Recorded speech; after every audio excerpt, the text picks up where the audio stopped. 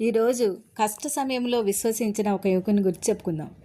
ముందుగా మన కంటత వాక్యం నేర్చుకుందాం. నిర్గమాకాండం 2వ అధ్యాయం 25వ వచనం. దేవుడు ఇశ్రాయేలులను చూచెను, దేవుడు వారెందు లక్ష్యముంచెను.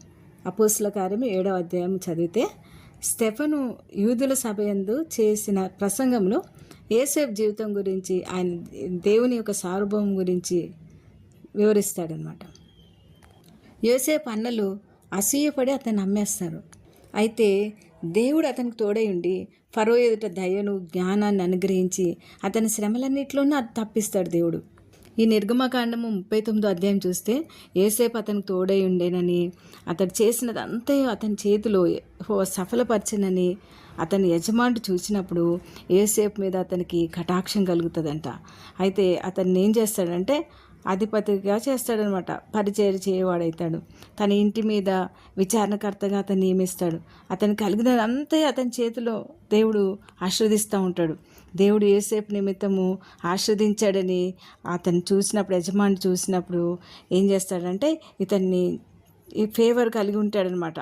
అయితే యజమానురాలు ఏం చేస్తుందంటే ఇతని మీద నేరం మోపి ఇతన్ని జైలు పాలయ్యేలాగా చేస్తుంది. దేవుడి చెరసాలలో కూడా దేవుడు తోడుగా ఉండి అధిపతి కటాక్షం కలిగినట్లు చేస్తాడు. ఆ చెరసాల అధిపతి ఏం చేస్తాడు తెలుసా? ఖైదీలందరూ అచ్చ చేతికి అప్పగిస్తాడు. అతడు చేసేదంతా కూడా దేవుడు సఫలపరుస్తాడు అక్కడ కూడా. అయితే దేశమంతటా కరువు రావాల్సి ఉంటే దేవుడు ఫరో కల వచ్చేలా చేస్తాడు. ఫరోకి మెలకు వస్తుంది అనమాట. మెలకు వచ్చి ఇది నిద్ర కల కదా అనుకుని పండుకుంటాడు. మళ్ళీ కల వస్తుంది.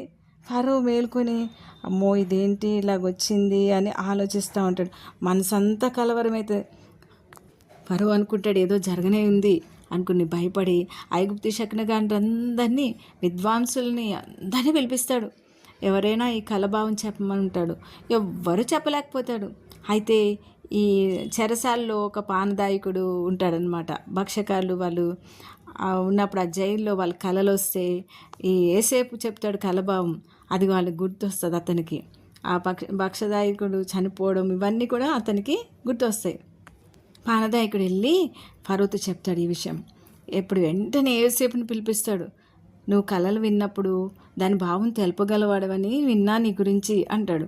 యోసేపు అంటాడు, నా వల్ల కాదది, దేవుడు ఫరోకు క్షేమకరమైన ఉత్తరం ఇచ్చునని వినయంగా చెప్తాడు.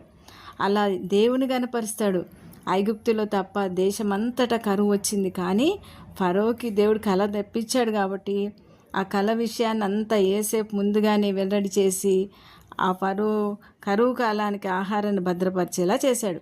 ఇతరుల వల్లే దేవుని అప్పుడు ఫరో ఏమంటాడంటే ఇతని వల్లే దేవుని ఆత్మగల మనిషిని మనం కనుగొనగలమా అని ఫరో అంటాడు. దేవుడు ఇదంతా నీకు తెలియజేశాడు కనుక నీవే వివేక జ్ఞానం గలవాడవు, నీవు తప్ప వేరే వాళ్ళు లేరు, నా ఇంటి అధికారివై ఉండమంటాడు. ప్రజలందరికీ నీకు అందరు విధేయులు అవుతారు, నీకు సింహాసనం అంలో మీద నేను తప్ప ఇంక అన్నీ నీకే అధికారం అని మొత్తం ఆయన చేతికి అప్పచెప్పేస్తాడు. యోసేపుకి తన ఉంగరాన్ని తీసిస్తాడు. తన చేతినున్న ఉంగరాన్ని ఆయన చేతిలో పెట్టేస్తాడు. చేతికి పెడతాడు. ఇంకా సన్న నార బట్టలు అతను తొడిగించి అతన్ని మెడకు బంగారు గొలుసు వేసి రథాన్ని ఎక్కిస్తాడు. దేశమంతటా అతన్ని నియమిస్తాడు. చూసారా, యోసేపు ఆ శ్రమలో దేవుణ్ణి విడిచిపెట్టుకుని ఉన్నందుకు ఆయన దేవుడు ఎలా హెచ్చించాడో చూసారా. మన జీవితంలో కూడా కలలు కలగానే మిగిలిపోతున్నాయి, పరిస్థితులు ఏమీ మారట్లేదు అనుకుంటున్నావేమో నువ్వు. యోసేపు తన శ్రమలన్నింటిలో దేవునిపై నమ్మకం ఉంచాడు. అన్యాయాన్ని నిందను సహించాడు, మౌనం వహించాడు, దేవుని కృప పొందాడు. దేవుని సమయం వచ్చింది, దేవుడు హెచ్చించాడు. మరి ఆ విధంగా మనం ఉందామా? ప్రార్థన చేద్దాం. ప్రార్థన.